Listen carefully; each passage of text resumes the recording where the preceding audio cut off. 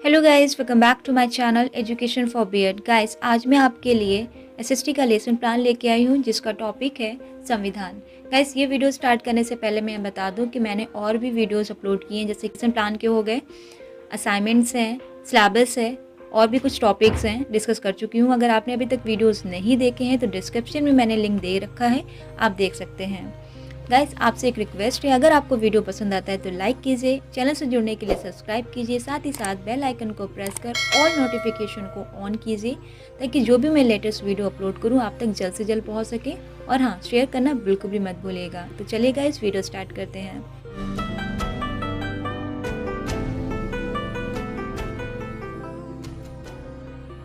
जैसे कि आप देख रहे हैं, पाठ्यक्रम संख्या, जो भी आपकी पाठ्यक्रम संख्या है वो लिखेंगे। फर्स्ट पहली हो तो पहली लिखेंगे, दूसरी, तीसरी, है ना। 20 लेसन प्लान बनते हैं तो 20 तक में आपका जो भी लेसन प्लान है आप वो क्रम संख्या इसमें लिखेंगे लेसन प्लान का, ठीक है। इसके बाद आप देख रहे होंगे सामने ही विद्यालय का लिखा हुआ है, तो विद्यालय में आप जिस स्कूल में आप इंटर्नशिप करेंगे, यानी कि जिस स्कूल में आपकी ट्रेनिंग चलेगी, आप उस स्कूल का नाम लिखेंगे, ठीक है। फिर दिनांक, तो दिनांक जिस डेट पे आपने लेसन प्लान आप टीच करेंगे स्कूल में जाके, वो डेट लिख देनी, यहाँ लिखनी होती है, और उस डेट पे जो डे है आप वो डे लिख देंगे। विषय सामाजिक विज्ञान, प्रकरण संविधान, ठीक है। क्लास की बात करें, जिस क्लास में आपने टीच किया वो क्लास लिखेंगे। कलांश यानी कि पीरियड, जिस पीरियड में आपने 1 to 8 जिस पीरियड में आपने पढ़ाया वो पीरियड लिखेंगे। और अगर वहाँ पे वर्ग है तो आप क्लास में, अगर आपको वर्ग है तो आप लिख सकते हैं, नहीं है तो स्किप कर दीजिए। समय अवधि 40 मिनट या 45 मिनट, ठीक है। इतना एंट्री फिल करने के बाद हम लिखेंगे विशिष्ट उद्देश्य। इस पहले जनरल एम्स भी लिखे जाते हैं, कॉलेज में अभी भी कहते हैं जनरल एम्स यानी कि समान उद्देश्य लिखने के लिए, तो आप पहले समान उद्देश्य लिख लीजिए, इसके बाद आप विशिष्ट उद्देश्य से स्टार्ट कर सकते हैं। अदरवाइज अगर आप कॉलेज में नहीं कहते हैं तो आप उसको स्किप कर दीजिए, आप विशिष्ट उद्देश्य से ही लेसन प्लान स्टार्ट कीजिए। तो यहाँ से मैं आपको विशिष्ट उद्देश्य से ही बता रही हूँ, विशिष्ट उद्देश्य लिखेंगे, ठीक है। इसके बाद आपको इस तरीके से कॉलम बनाना है, क्रम संख्या, शिक्षण बिंदु, शिक्षण लक्ष्य, विशेषताएं। गाइस, ये वीडियो स्टार्ट करने से पहले मैं बता दूं कि मैंने how to make lesson plan या लेसन प्लान का फॉर्मेट में एक वीडियो बनाया है। अगर आपने वो वीडियो नहीं देखा है ना, तो आप पहले उसको देख लीजिए ताकि आपको जो लेसन प्लान है समझने में आसानी रहे, ठीक है। तो पहला क्रम संख्या में लिखा 1, ठीक है। ज्ञानात्मक 1.1 छात्र संविधान के बारे में प्रत्यास्मरण कर सकेंगे। 1.2 छात्र संविधान के बारे में प्रत्याभिज्ञान प्राप्त कर सकेंगे। 2 अबोधात्मक 2.1 छात्र संविधान का उदाहरण प्रस्तुत कर सकेंगे। 2.2 छात्र संविधान का वर्गीकरण कर सकेंगे। 3 अनुज्ञेयात्मक 3.1 छात्र संविधान को विश्लेषित कर सकेंगे। 3.2 छात्र संविधान की पुष्टि कर सकेंगे। 4 कौशलात्मक 4.1 छात्र संविधान का सिद्धांत प्राप्त कर सकेंगे। 4.2 छात्र संविधान का निरूपण कर सकेंगे।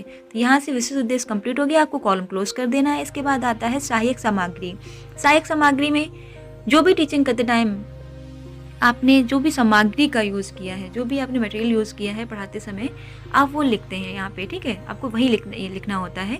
तो यहाँ पे मैंने लिखा है chalk, duster, pointer, roller board, pointer को संकेतक भी बोलते हैं, अगर आप संकेतक भी लिख सकते हैं, रोलर बोर्ड, चार्ट आदि, ठीक है। अगर आपने मॉडल का भी यूज़ किया है तो आप यहाँ पे मॉडल भी लिखेंगे, या पिक्चर्स का यूज़ किया तो पिक्चर्स भी लिख देंगे, ठीक है, यानी कि चित्र लिखेंगे यहाँ पे।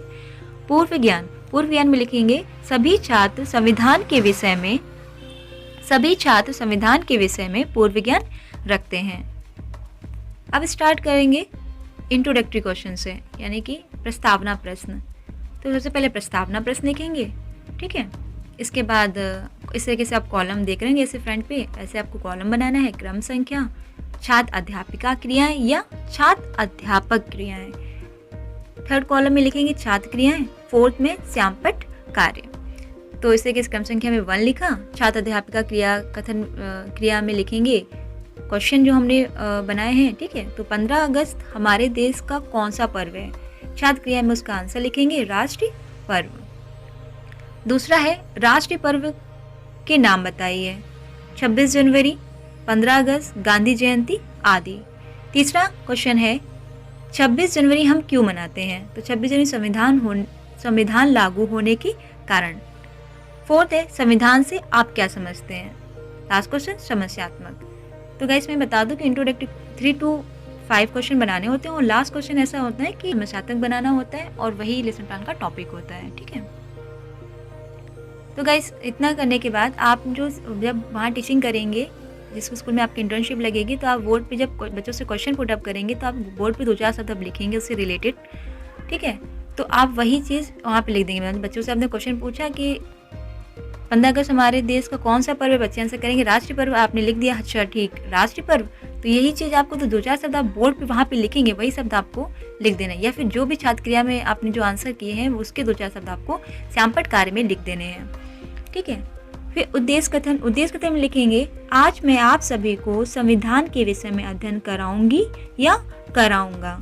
ठीक है, अब आता है प्रस्तुतिकरण। ठीक है, प्रस्तुतिकरण में क्या होता है गाइस कि 3 शिक्षण बिंदु बनाने होते हैं। ठीक है, 3 टीचिंग पॉइंट बनाने होते हैं। ठीक है, तो आपको सबसे पहले इस तरीके से कॉलम बनाना है जैसे कि आप फ्रंट पे देख रहे हैं। क्रम संख्या, शिक्षण बिंदु, शिक्षण लट, छात्र अध्यापिका क्रियाएं या छात्र अध्यापक क्रियाएं, छात्र क्रियाएं, शिक्षण बिंदु एवं सहायक सामग्री, श्यामपट्ट कार्य।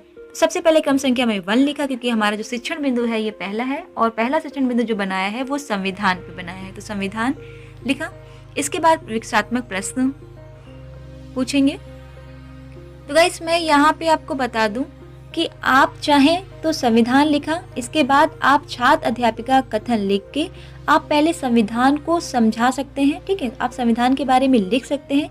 इसके बाद आप कोई 3 क्वेश्चन उसी पैराग्राफ से निकाल के लिख सकते हैं। ठीक है, ऐसा भी कर सकते हैं और जैसा मैं बता रही हूँ या बताते आ रही हूँ आप ऐसा भी कर सकते हैं कि पहले आप विकासात्मक प्रश्न पूछेंगे, लास्ट जो क्वेश्चन रहेगा वो टॉपिक से रिलेटेड पूछेंगे ताकि उस टॉपिक को आप छात्र अध्यापिका कथन में एक्सप्लेन कर सकें। मैंने कहा यहाँ पे इसलिए बताया क्योंकि मेरे पास एक फ्रेंड्स आया था, है ना, तो उनका कहना था कि हम डायरेक्ट क्वेश्चन पूछ ही नहीं सकते हैं। ठीक है, ऐसा नहीं है, आप डायरेक्ट क्वेश्चन पूछ सकते हैं, आप विकासात्मक प्रश्न पहले पूछ सकते हैं, लेकिन जो तीसरा क्वेश्चन जो बनेगा फिर वो उसी टॉपिक पर बनेगा जिस टॉपिक के बारे में हमने शिक्षण बिंदु बनाया है। ठीक है, तो वो जो लेसन प्लान में बता रही हूँ गाइस वो गलत नहीं है। और जो कमेंट्स आया था कि नहीं पूछ सकते हैं, तो मैं उनके लिए कहना चाहूँगी कि आप बिल्कुल भी कंफ्यूज मत होइए, आप विकासात्मक प्रश्न पहले पूछ सकती हैं तो भी लेसन प्लान गलत नहीं, क्योंकि हर लेसन प्लान का पैटर्न अलग अलग है और आप चाहें तो पहले संविधान को आप एक्सप्लेन कर सकती हैं, इसके बाद आप क्वेश्चन पूछ सकती हैं। तो यही कहना था। बाकी यहाँ पर हम स्टार्ट करते हैं। 1.1 14 अक्टूबर को हम किसकी जयंती मनाते हैं? भीमराव अंबेडकर की। ठीक है, फिर 1.2 भीमराव अंबेडकर ने किसकी रचना की? संविधान की, छात्र क्रियाएं में लिखेंगे। 1.3 संविधान से आप क्या समझते हैं? समस्यात्मक। शिक्षण विधि में इसमें बताना होगा कि क्योंकि क्वेश्चन आंसर यहाँ पे पूछे हैं तो शिक्षण विधि में लिख देंगे प्रश्नोत्तर विधि। ठीक है, इसके बाद संविधान से क्या समझते हैं, अब इसका आंसर छात्र अध्यापक कथन में करेंगे। ठीक है, लिखेंगे नियमों एवं कानूनों का एक ऐसा संग्रह जिसमें मानव का सर्वांगीण विकास होता है उसे संविधान कहते हैं। भारतीय संविधान लिखित एवं विशाल संविधान है जिससे आवश्यकता पड़ने पर संशोधन व एवं परिवर्तन किया जा सकता है।